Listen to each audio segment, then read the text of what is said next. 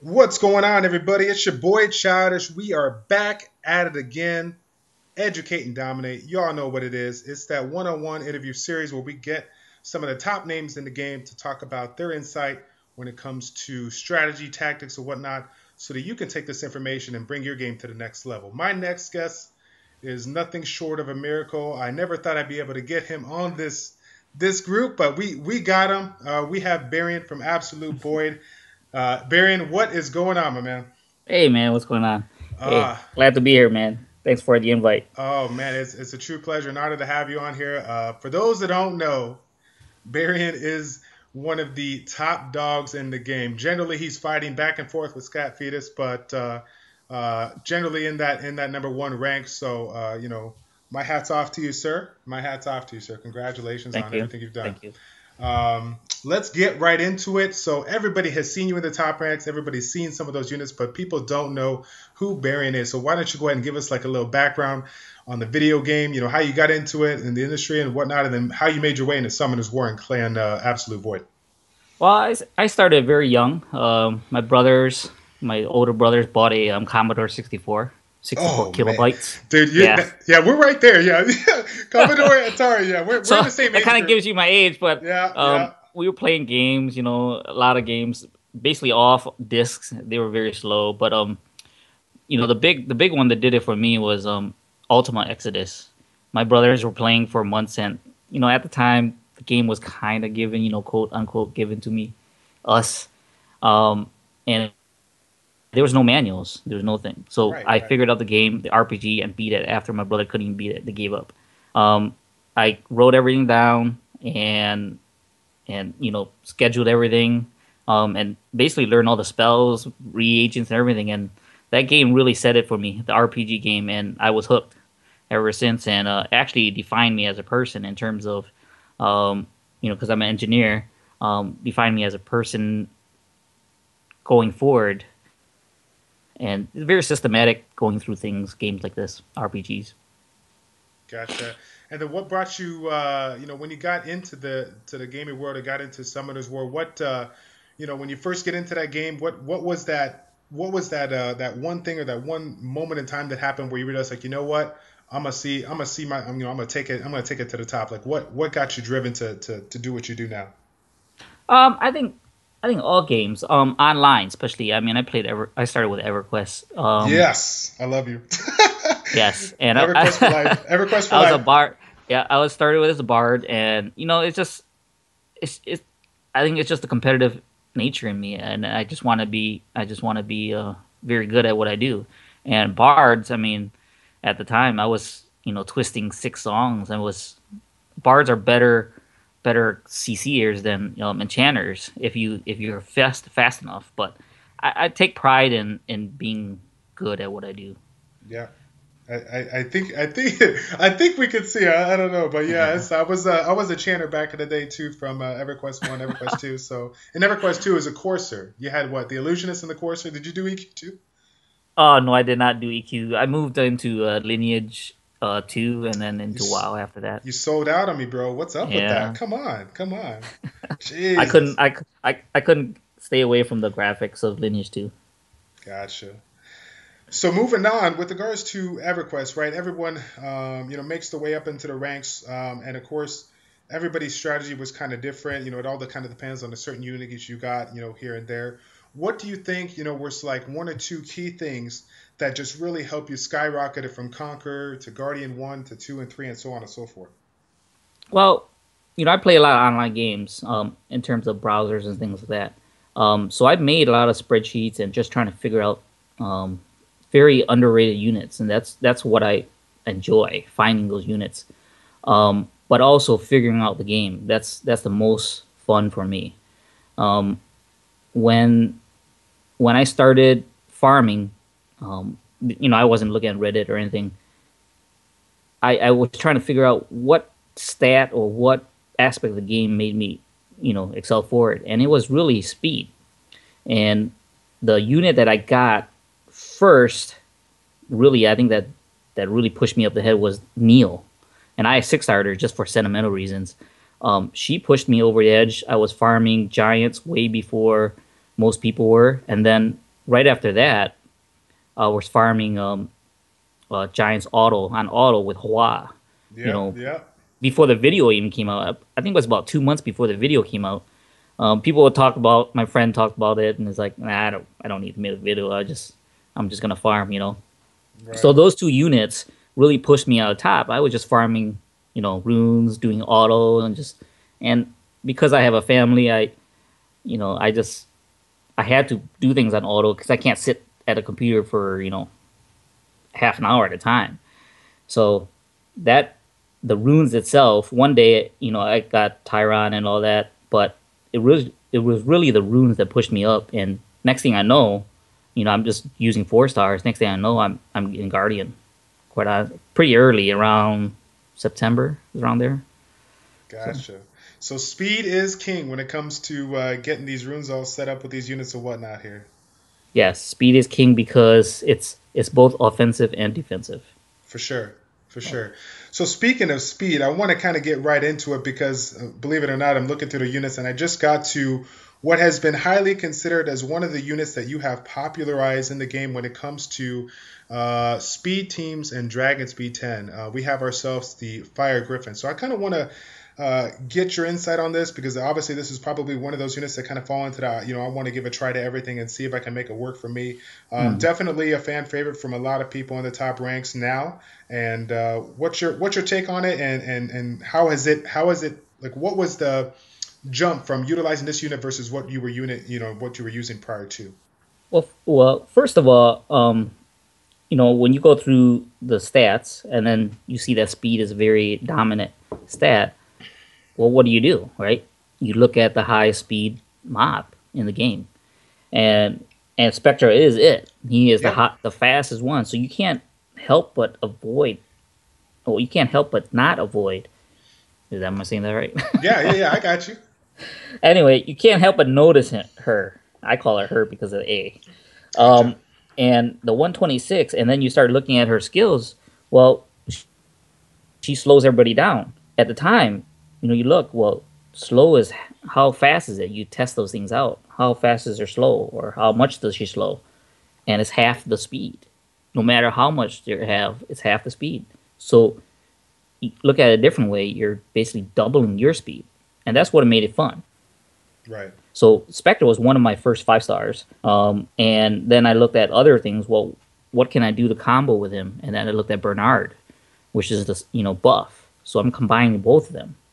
But you know, in the beginning, I was using basically Bernard, Spectra, and Neil, and between the three of them, they were, because Neil has a very good AI.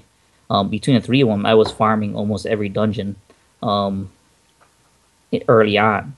Spectra really did it for me later when I was kind of nervous 6 starring her because at the time I didn't have that many 6 stars. Um, Relatively speaking, I had other things that were in the queue, I guess. So I was really nervous, but one thing is I enjoy her. I enjoy what she looks like. She looks pretty damn cool. And then her second skill, um, you're using her one time and you see chunks just be taken out and you don't understand why. Until later in the game when I started, being a conqueror that really understood that her skill, because she's consuming more hit points, she's actually doing more damage, Right. and it's hard to find that kind of damage in this game. Yeah, definitely. There's only a few that can do that. So kind of going back to what you were saying to reiterate, that attack speed slow, the buff or the debuff, so to speak. We know for a fact that it reduces the opponent's speed. Is it now the base speed or the total speed by 50%? It's the total speed. Total speed. Okay. So, Yes. so that's really important to point out, everyone that's listening. A lot of these, you look at some of these units and you're not sure if the swift bonus, does it affect the total speed or the base speed? We know that that's the base speed. There's a lot of things that you just kind of have to learn along the way as far as figuring that out. And I think that's one that people get mismatched, misconstrued. One of Yep. those words, I don't even know. But yeah, buddy. So with regards to this unit, would you feel or do you feel, with the addition to this unit, is there any of those units that you have right now that you feel that's in that 3-star to 4-star range that, there's so much potential out of it that a lot of people don't get out or don't know about, and you want to go ahead and talk about, and I can pull them up here while you're Well, talking. yeah. Besides Spectra, the one that the two I'll point out two. Um, I think early on when brownies came out, and they kind of got nerfed with the violent runes, nerf, quote unquote nerf, depends how you look at it. Um, Brownies are very good, especially the fire brownie. You actually see I have three of them because I messed one up, Uh-oh. but the brownie is really what took me up to top 10. Um, before actually these Asian server opened up. The brownie, in terms of the first skill, I mean, her first skill, the extra attack, 30% doesn't seem like a lot, but that's basically a 50% if you do the calculations, about 40%, 45%, somewhere around there. That means you're reducing all your other cooldowns by 45%. Correct. Correct. Yeah. So I call she again because It's all good. that was my baby for a long time. She did wonders. I mean, she was procking the most I ever procced was 9 procs in a row that I counted. Um, and I think because of the violent rune, it counts with violent runes to reduce the number of procs she gets. But I was doing, the extra attack bar increase and attack bar increase and attack bar decrease. They're very deceptive, I guess, because you don't notice it. People don't notice it, but that's what makes the brownie so good. That deceptive, speed increase, instant speed increase or instant attack bar increase, which was making her good. And people, right now I think they still underestimate how good she is. Yeah, and it's kind of funny that you have the violent on. I know it adds so much to it, but with even before when I saw other people utilize it, I would have thought, with a built-in violent kind of proc, I would have, and an AOE, I would have thought that despair was a great way to go. But you actually prefer violent over despair. Maybe despair now because of the nerf, but Sure. before it was definitely violent because that brownie could make miracles happen. Literally, Yeah, like yeah. like people were attacking me, and I mean the last time that I saw, everybody knows Cold Steel. He's very famous. Literally, he was failing to my defense multiple times. Like heck, there's nothing else, and it was just sitting. Basically, the attack bar increase Are team is you still there, boss? imagine one big monster. What's that? Oh, okay. You kind of had a little cut out there for a second, Oh, but sorry.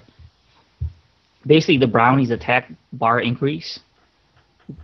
If your attack speed is relatively the same by 30%, it makes your team one unison unit, and you're basically attacking all at one time. You know what I'm yes. saying? You don't have to worry too much about order anymore.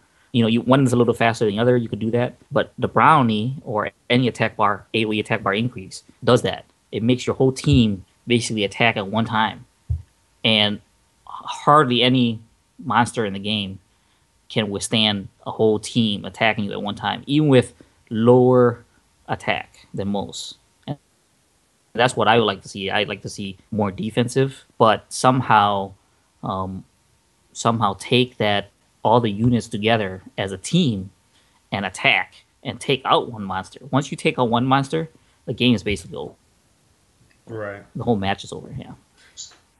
So with regards to utilizing the units that provide the attack gauge increase, making sure that their speed, you got the unit set up so that their speed is, +1 or +2, up or down or whatever, so that, your defense breaker goes off, then your, nuker goes off, so on and so forth.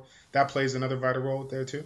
Well, without the attack bar increase, yes, you got to get with close. But with the attack bar increase, you only have to be within 30%. Okay. Okay.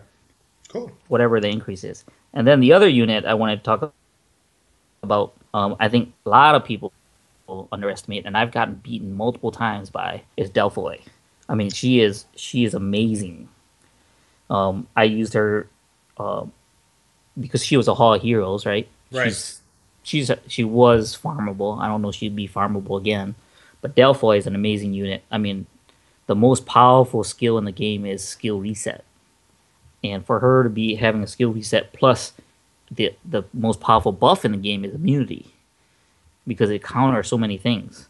And she removes debuffs. I mean, she's a very strong unit, and with Veramos coming out here, slow and attack bar decrease are very strong now, and she has a automatic main attack slow in her.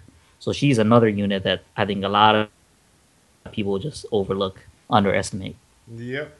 It's funny. It's funny that you say that now because you got tons of cats that are listening to this right now that are like, oh man, and I voted for Jin too for that HOH. I should have gotten Delboy. Yeah, Oh. I keep getting my when I summon my light and dark scrolls, I keep getting 4 stars like a week or two before the HOH comes out. It just Yep. yeah. Yep. So Jin was one of them. I got Jin 2 weeks before they announced the HOH. I just got Diaz 2 days ago, so I'm right there with you. It's awesome. That's awesome. Yeah. Good deal. So with regards to the those particular units, can we kind of get into the arena defense? I mean, it seems like from what I understand, a lot of people, switch out Scat loves to switch out his team here and there, but for the most part, I think yours is a pretty staple unit that people still have a hard time. Do you want to go and get into that and kind of talk about your mindset when it comes to setting those up, for your defense? Well, I think the issue, the concern here is overall philosophy in terms of not just units but runes. Gotcha. Runes make this game, right? And people ask all the time why use this rune, use that rune, but sometimes the best runes are just what you have available. Sure. But in my case, my philosophy overall is in terms of allocation resources is to concentrate your best runes on 4 guys. So that means concentrating your best runes not just on the AD, but also on AO. So I use the same team for AO as well as at AD, which means I'm basically ruining half the units a lot of people do. So if people are like countering with all these different monsters and things like that, that means you're ruining all these. If you have 10 different monsters you're ruining to counter all these different ADs, that means you're basically ruining 2.5 times more monsters than I am. What does that mean? People always say I have the best runes. That's because I concentrate my best runes on a few monsters. It's not really. It's not. It seems that way. But if somebody's ruining 2.5 times more monsters than I am, who's gonna have the Who's gonna have the advantage? I do, right? Right. So when it comes to the AD, my AD, and I got very lucky with the draws I had. Well, afterwards, Praha, when I got Praha, that was the first unit. Actually, the first 2 5-stars I got was Praha. I'm like, what am I gonna do with this girl? She sleeps everybody, so she's a big liability when it comes to healing. So at the time I had Wind Yeti, which is one of the best healers in the game. Oh, good old Wind Yeti. There's so many people don't even know about the Wind Yeti. Wind who? What? Yeah, the Wind Yeti is one of the best healers in the game. And that's what I was using for a long time, right? So when I got Praha, I'm like, oh, she heals a lot, but man, she's sleeping everybody, right? When she got buffed, I got the second one, but she got buffed. She's like, oh, wow, this unit is really good. She actually helped me get to Conquer, right? So there were so many Chloes out there that she was an asset, and Chloe at the time, and accuracy and everything changes, but Chloe at the time was a liability for most people, and everybody in Guardian was running Chloe. Like everybody. And maybe William was not at the end there, but like 95% of the people were running Chloe. So it was easy for me to get to Guardian just because of her. Sure. So she does a lot of things. She has the biggest heal, one single turn heal. And so the issue with heal is that you're using your turn to do something that's not reducing their hit points, Right. right? And a lot of healers fall into that trap, and people see it fall into the trap where if you're spending your time healing, you're not spending your time attacking. So your heal has to be super big to make up for the loss attack that you're doing. And that's how I looked at Praha. Her heals is so big that she can make up basically the loss in attack that she does. Not including all her speed and everything, because her first skill is one of the best skills in the game. So that's the unit. She reduces Chloe's, so she has a very good advantage. Her third skill is probably the best single heal in the game, and then her first skill makes all her rest of her skill cooldowns much less. So, 45% if you get 100% crit, correct? But you're attacking fire mobs most of the time. And you'll see me actually change targets. People ask me, why are you changing targets with Praha? Because I'm getting the crit, which means I'm getting attacks, the attack bar increase. That's 15% more crit, basically, if I'm attacking a fire monster. So in most cases, I'm averaging around 40% more attack bar. So that's Praha. I mean, she's one of the keys to my defense. And then the other key to my defense is, probably the most powerful skill in the game. And this is when I got Zyros. I was a little drunk. I was hanging out with my friend, and I got Zyros, and I didn't scream or anything, but I was like, wow. And my friend was like, you could build a whole team around him. And it's true. I really like unique skills. In Zyros, there's no more unique skill than Zyros. That skill, at the time at least, skill reset counters every single monster in the game. Correct, yep. Right? So when I'm using it, I'm like, okay, I want to use this monster, but what's his weakness? Why are people dying? And the way to see what's happening is you're attacking people. Yeah, that's Zyros. I could just one shot with my Arnold, right? So that's why I started making, not just choosing the unit, but building a certain way for him to last.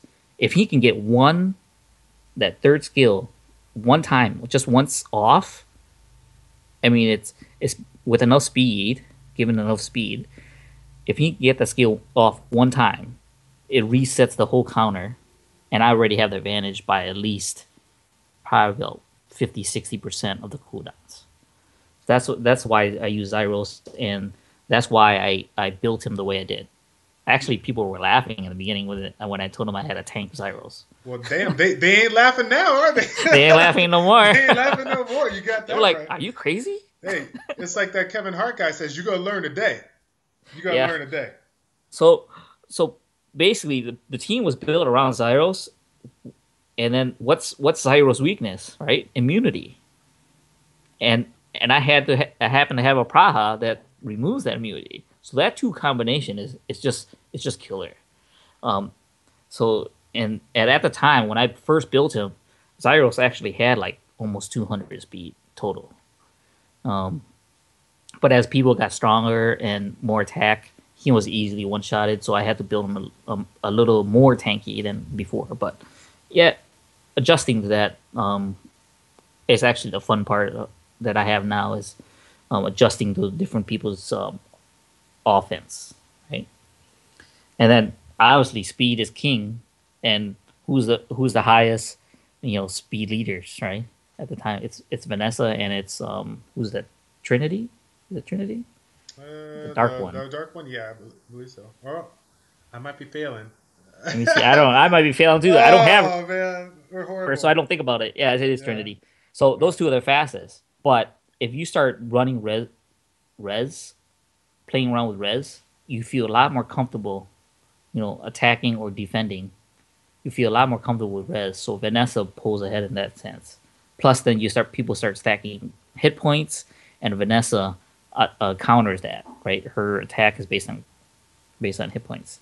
So she is probably, and I don't want to say it to a point where they nerf her, but Vanessa, is the most powerful probably unit in this game.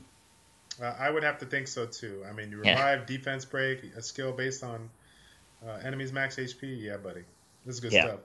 yeah. So between the three of them, I mean, I felt a lot more comfortable in arena.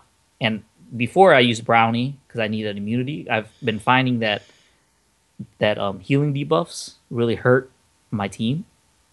So I was looking for immunities. I was looking for that, and then Veramos came out. And Veramos, I at first I underestimated Veramos. Yeah. Then I started using him, and it was amazing. My team went from like literally I was winning maybe a third of my defenses to about 90% of my defenses. It was crazy. I couldn't even, people were saying I was hacking because it was so well. I'm like, oh my god, I don't even know how to explain to people how well my defense is doing. Yep. Haters gonna hate. Yeah, and then people raging attacking me at the time. I'm like, is this nuts? I just Right. couldn't believe it. Just like my other games, like I just couldn't believe myself. Anyway, with Veramos, that combinations hit. I think the only one for my AD that would be better, maybe I would have to test it out, and I do a lot of testing. Is Jewel, but my team right now is basically, when I look at countering every skill in the game with zeros, right? Basically, every buff in the game with Praha, I'm countering every debuff in the game with Veramos. The only thing that's left is basically passives, Sure. Yeah. Pernas and Camillas, right? And how do I counter Pernas and Camillas at that point? I started increasing defense. Defense is the greatest counter to those monsters. Vanessa, Camilla, and Perna is the best counter you can have. There's no other really good counter. So once I started increasing my buildings, defensive buildings, and increasing my defensive stats, that's where my AD just shot off. I was 2,000. I mean, I was using crystals and refills, but that wasn't the majority of my wins. The majority of my wins came from people attacking me and losing. And I was like 2,000 points ahead of people, and people were starting talking about how I was basically cheating, but because they couldn't believe it. I couldn't believe I still can't believe myself Right. at the time. Right. But no, people are getting stronger now and figuring out my defense, but it's a matter of time. But what makes my defense so strong still, even with it being out there for months, maybe a month and a half, 2 months, is that the RNG factor, right? Instead of trying to avoid RNG, I embrace it. So, so, so stuns, right? So dots that land in weird ways, Right. and the good thing about AOEs, is that it figures out where the weakness is on ADs. So when people see me autoing things like that, the computer can actually pick up subtle differences in hit points better than I can. And when you auto something with an AOE, it figures out who the weakest guy is. Just imagine Zyros attacking somebody with dots. If given the same percent, who does it land on most?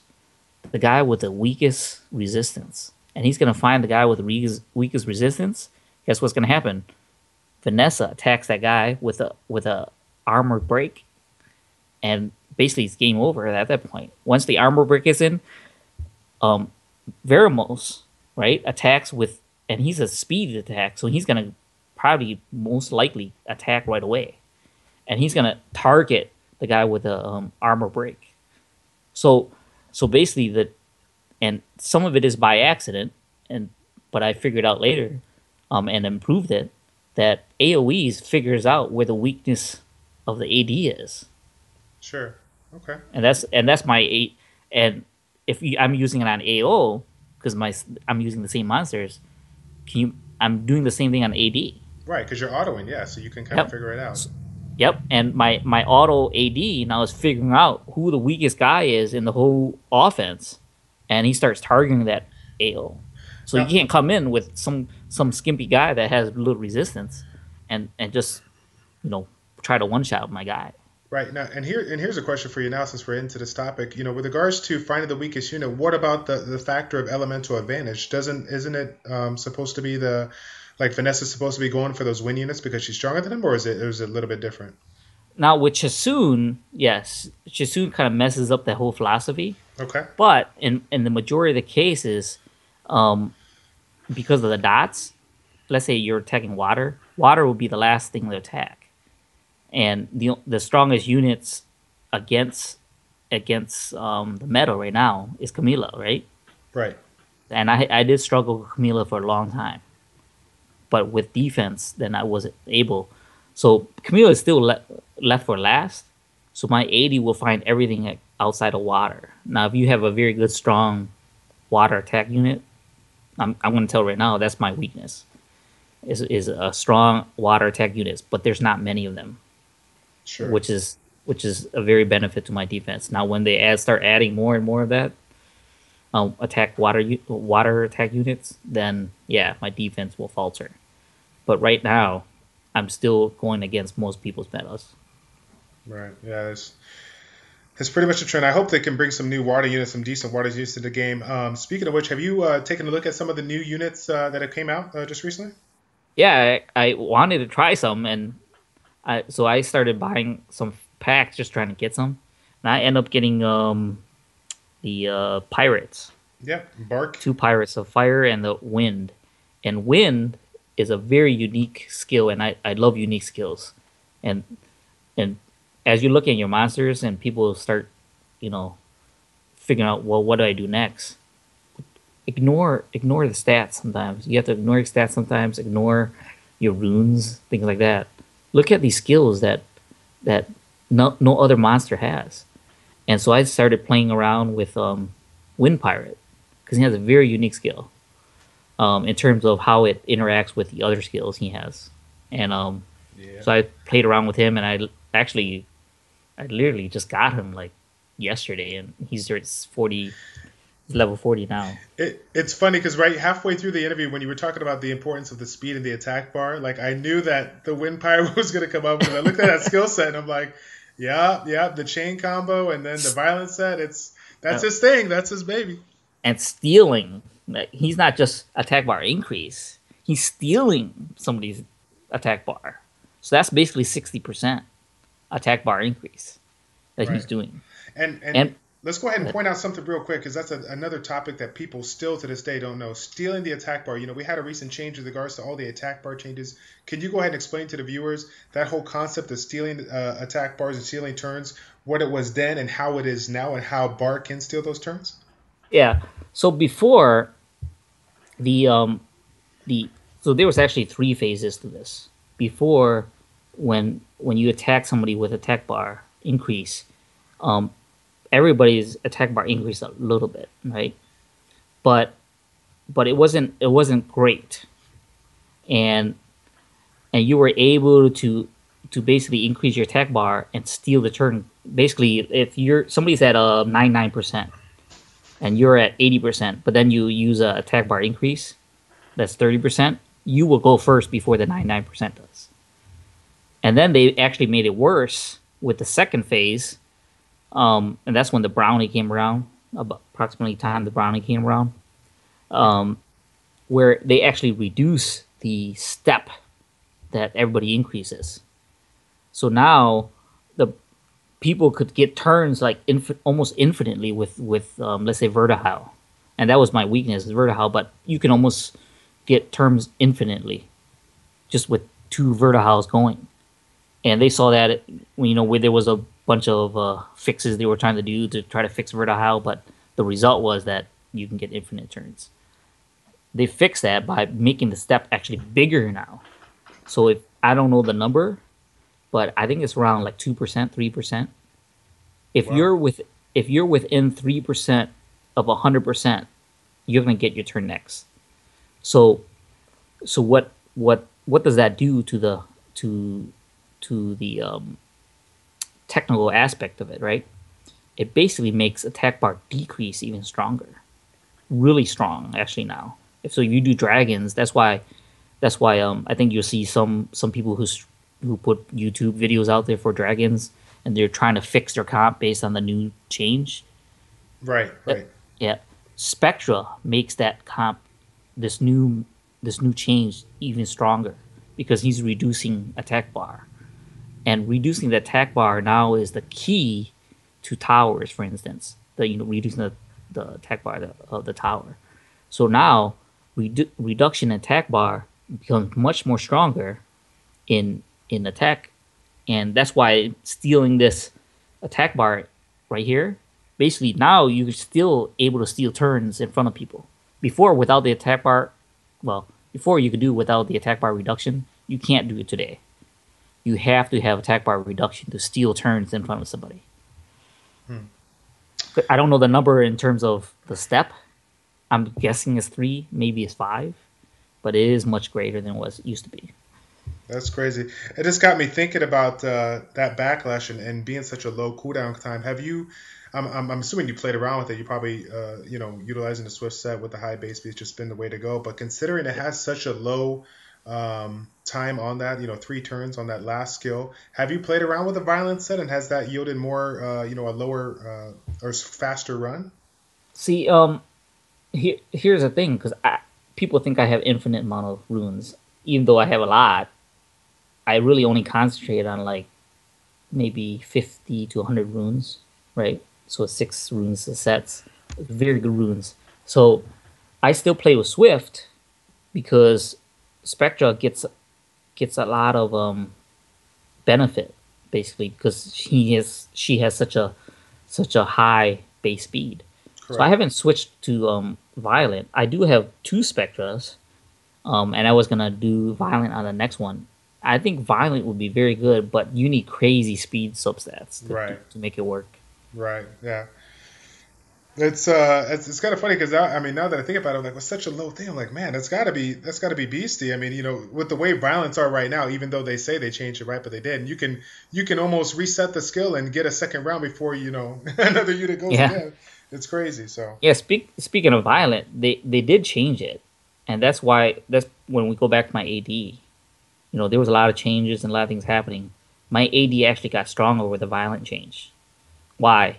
Because I run such a defensive team in terms of hit points and defense that you would need to proc an exorbitant amount of procs to actually kill someone. So Violence actually got changed. I don't know if they got nerfed, but they got changed to a point where it's easy to proc 2 procs, 3 procs, and then around the 4 proc, it almost dies down. There's a cliff. Right. So 5, 6 procs is unheard of anymore. Gotcha. That's crazy. Good deal, my man. Well, thank you so much for that. Let me see here. As far as the game, and a lot of people have been following your Twitch channel for quite some time. There's always the 2 questions that everyone kind of throws out. We got the lovely 80s music. Talk about that again. I know because we're in that same age category. Why you love the 80s music so much? I get that, but when you get to the top level, what keeps you staying in the game, right? Because when you get to the top rank, sometimes some people have that tendency to kind of die because they've been there, they've done that. There's nothing really new, coming out for them. So it's like, what do they do from here? Yeah. So part of the game is gambling, right? It is a gambling game. Yeah. What else is there to gamble? Can you imagine opening up 10 mystical scrolls, right? People enjoy doing that. It's fun, right? Well, how can you have that kind of fun but not pay that kind of money? To me, farming dragons is actually that fun.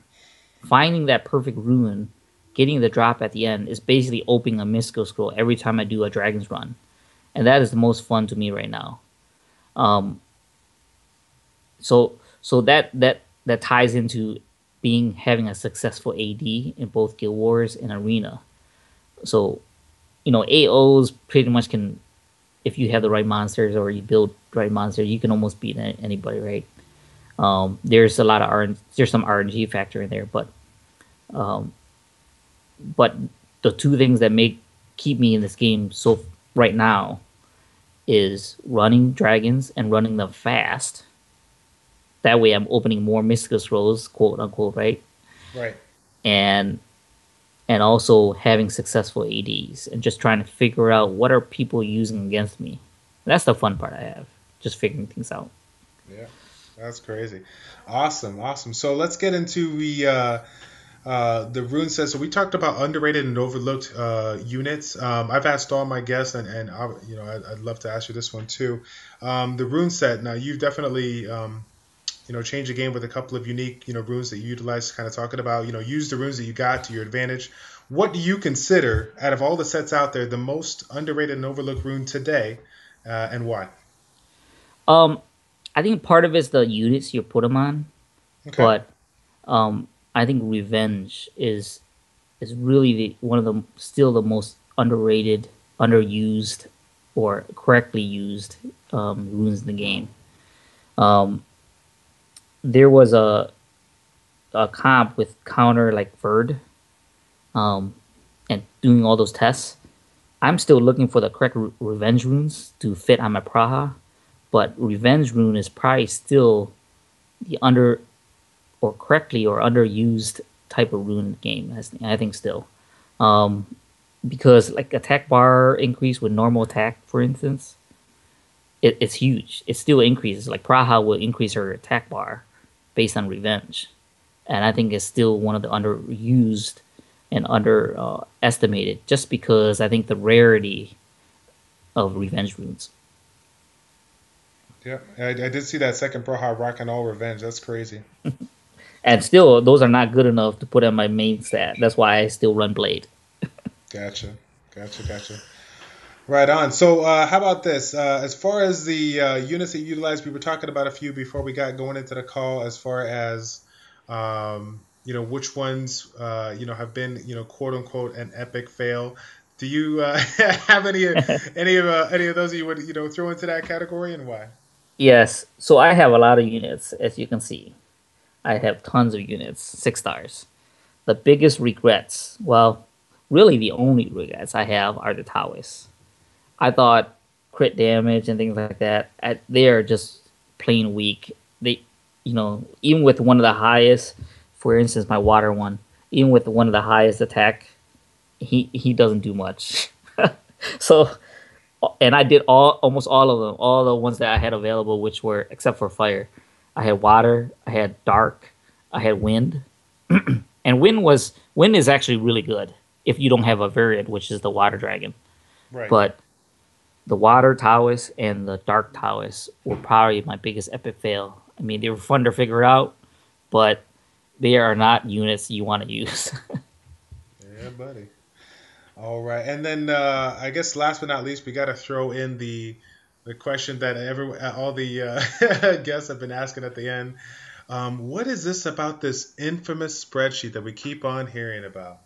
uh, so when the game came out, um, there was no tool shack, there was nothing, right? Right. So my friend and I, he's since quit the game, but my friend and I basically wrote down every single skill in the game, all their stats, everything, and we normalized it to 5 star because that was the information that was available. And remember, information is very scarce at this time, right? Right. Right. Um, and you can't use 6 stars because nobody has all the 6 stars. So you use what was available. So we use 5 stars. It actually takes the stats and calculates. And we've been playing a lot of games in the past, but it basically calculates how strong your units are based on your attack, defense, and your skills. I don't I don't no longer use that, but it's grown. The spreadsheet's grown to a point where all the runes are inputted, and basically you put weights on your monsters, on the runes you want to pick, and you have to pick 6 different skills. I mean, I'm sorry, pick 6 different stats because you can't have less than 6 stats on a rune.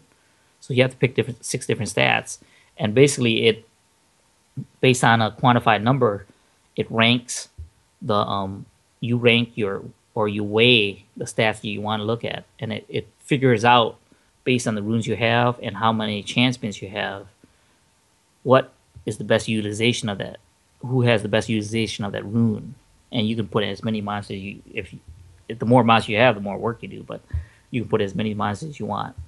Um, what that has helped me do, basically, again, going back to what this helped me do is basically allocate resources, because runes is a resource, and how you allocate resources and your runes makes you a better player. So just sticking the best runes or spreading out your best runes, actually you're hurting yourself. If you can put your best runes on your priority, whether it be farming, whether it be AD, then you're gonna have better results at the end. So that's what the spreadsheet does. It just finds and helps you allocate your resources to where your runes should belong. Good deal. And then with regards to the, the topic of that, arena defense, where you were talking about your team, you've been able to allocate the best runes on the 4 to 8 units that you utilize. And, of course, the reason why you choose those units is because they offer the most kind of bang for your buck as far as, the immunity, defense break, the reviving, and so on and so forth. So when it comes to maybe some of these people that are, watching this, that are like beginner to mid, or maybe mid to late game, and the Conquer 1 and Conquer 3, what would you recommend that they try to focus on? Or, when you look at certain units, right, they offer a few things here, whether it's a speed lead or whether it's a defense break or whether it's immunity. Maybe out of all these categories, what do you think are the ones that they should focus on as far as trying to combine within those 4 units to make sure they have it in the redefense and make it more successful for them? What, in your opinion? So you need some sort of immunity, right? You need some sort of defense against armor break. That is the biggest threat to your team, because everybody uses so much of it. And then you gotta find a way to counter Chloe, because there's so many of them. Right. What I would suggest to people is how, look at units that work well together or are very strong and underrated. I were to say another underrated unit that people still estimate is Tyron. He has the skill set, probably the best skill set in the game. People underuse him. I use a better speed leader, but there are still Guardian 3s there with Tyron. So if you can make things work together, in terms of you do need heals, you do need CC, you need things like that. Debuff removers, you need buff removers. Look for skills. Don't look for stats, things like that. Look for very unique skills that you can build around, right? Let's take Tyron for example. Okay. What's his best asset, right? Best assets. Actually all 3 of his skills are very good, but the one that comes to mind for most people is his AoE stun at 100%, right? Right. That is very good. You can build that. Now let's look at his second best skill. And people underestimate how good his normal skill is. Just take people know what Roke is, right? Right. And what he can do to a team. But just imagine putting Roke on Tyron. His first skill is that, except for the armor break.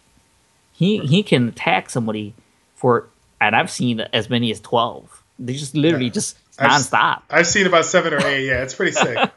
So those 2 skills by themselves are very good, and then you add a resistance factor to that, because glancing is a resistance factor. It's both defensive and offensive, right? Because it reduces the chance of you getting debuffs. That's why they nerfed glancing blows, right? They reduced it basically from 3 turns to 2 turns because he was too good. And by the way, Tyron helped me get to Guardian 3. So look for your monsters that have very unique skills or very unique skill sets, and work around that. See what the weaknesses are, and the big thing is just testing things out. You'll hear me when people ask me for advice. You'll hear me say, "I don't know," because I don't know. Right. I need to test things out. Test them out. You have to, right, in order to figure it out. And speaking of testing out, do you have any plans for tomorrow? I mean, obviously the video we posted a while too, but for tomorrow for us, it's going to be Rune Removal Day. You have any units that you're getting ready to test out? Yes, the pirates for sure. Then I'll test out. I might bring my Brownie my Fire Brownie back in, just to,